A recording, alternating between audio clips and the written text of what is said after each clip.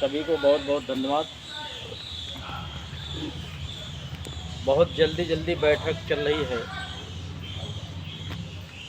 ज़रूर कोई न कोई विशेष बातें हैं। आज तो मैं सबसे पहले धन्यवाद दूंगा अपने संगठन को, ठगी पीड़ित जमाकर्ता परिवार, और उससे भी ज़्यादा धन्यवाद के पात्र हैं जिन्होंने इस संगठन को बनाया। संगठन के संस्थापक आदरणीय मदन लाल आज़ाद जी को, उनके लिए चाहता हूं जोरदार तालियों की ताली। आज हमारे सामने एक संकट की घड़ी है। शायद मैसेज के माध्यम से आप लोगों को सुनने को मिला हो। हालांकि व्हाट्सएप में मैसेज आए हैं, फेसबुक में मैसेज है कि आज की तारीख में हमारे जो संगठन के राष्ट्रीय संयोजक हैं, संगठन के संस्थापक हैं, आदरणीय मदन लाल आज़ाद जी के ऊपर तमाम गुंडे लफंगों ने, भारतीय जनता पार्टी के नेताओं ने, प्रशासन ने मिल करके उनके ऊपर हमला करने का काम किया है। ये एक निंदनीय बात है और जितनी भी निंदा की जाए वो कम। इसके लिए हम चाहते हैं कि ऐसी स्थिति और परिस्थिति में हम अपने संगठन के मुखिया का साथ दें। ऐसी घड़ी में उनका हम तन मन धन से सहयोग और सपोर्ट करें, क्योंकि हमारे भुगतान की चिंगारी उठाने वाले, इसकी मशाल जगाने वाले, पूरे हिंदुस्तान में भ्रमण करके मिशन भुगतान भारत यात्रा का कार्यक्रम चला करके पूरे देश को कानून के तहत जगाने का काम किया है। इसलिए धन्यवाद के पात्र हैं।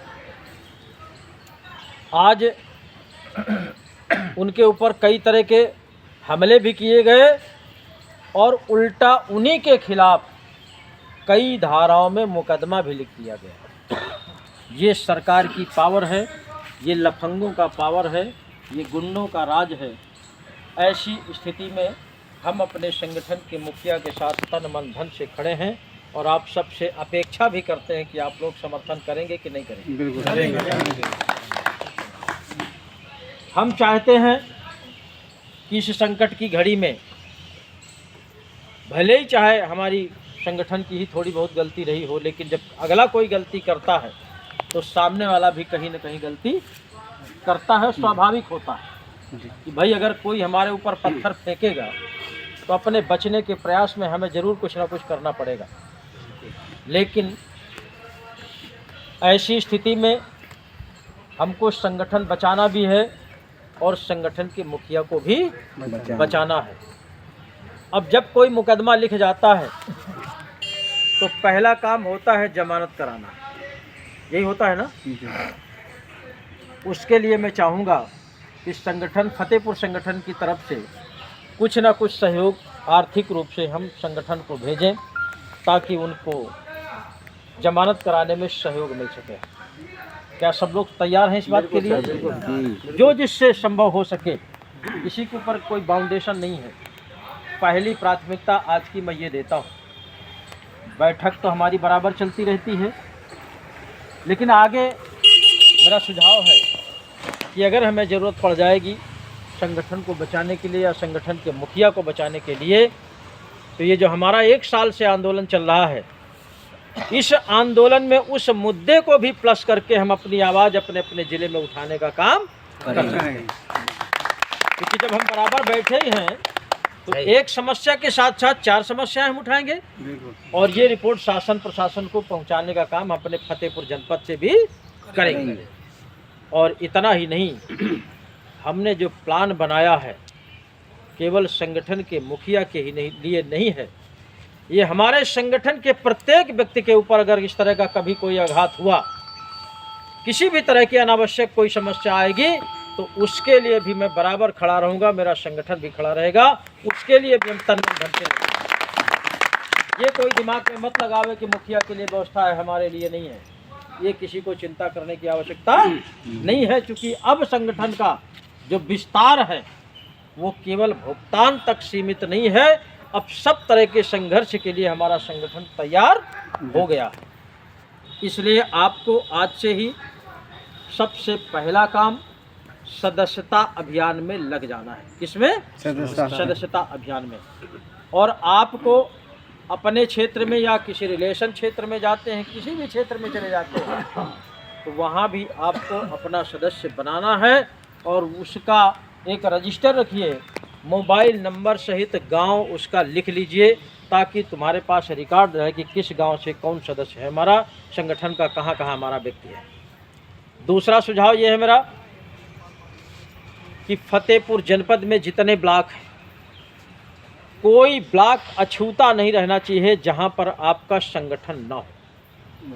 हमने खागा तहसील को, आदरणीय हमारे लोकेश जी हैं, बहुत ही सक्रिय व्यक्ति हैं, राम प्रकाश जी हैं, इनके साथ की जो टीम है, इनको पूरी जिम्मेदारी दे दिया है कि खागा तहसील में आपके जितने भी ब्लॉक आते हैं, प्रत्येक ब्लॉक में आपका संगठन होना चाहिए।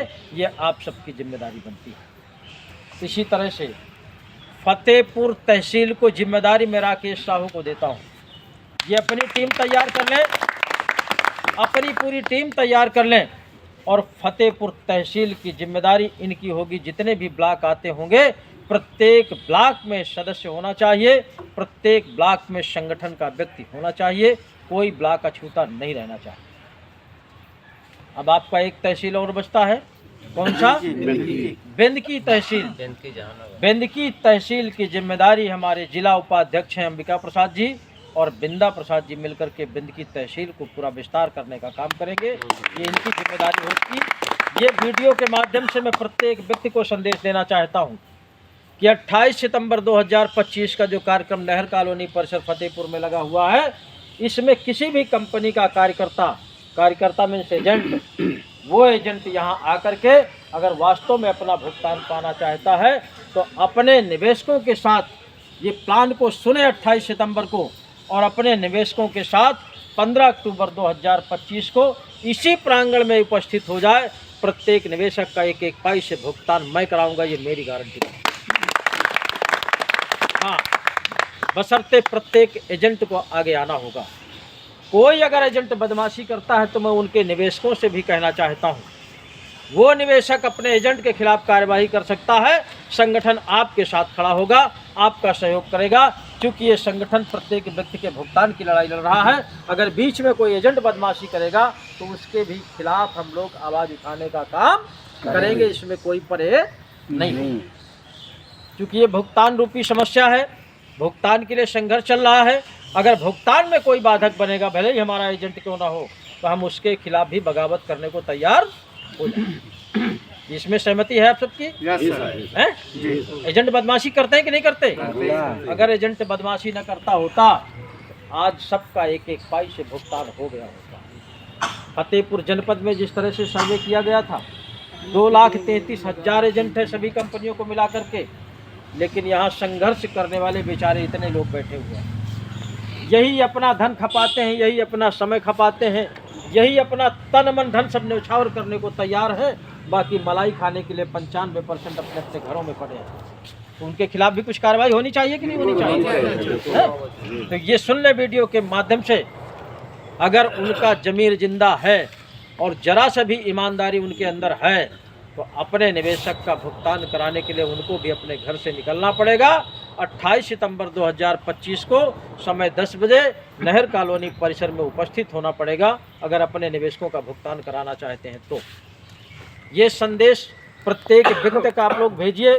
जिन साथियों ने चैनल को सब्सक्राइब न किया हो, सब्सक्राइब भी कर लेंगे, लाइक कमेंट भी करेंगे, और इस वीडियो संदेश को प्रत्येक व्यक्ति तक भेजने का भी काम करेंगे ना? बहुत से साथी वीडियो भी नहीं देखते, यहाँ जो बैठे हैं यहाँ भी लोग नहीं देखते, न उसमें कोई मैसेज आता है, न कोई कमेंट आता है, बाहर के तमाम कमेंट आते हैं। तो ये भी एक कमी है।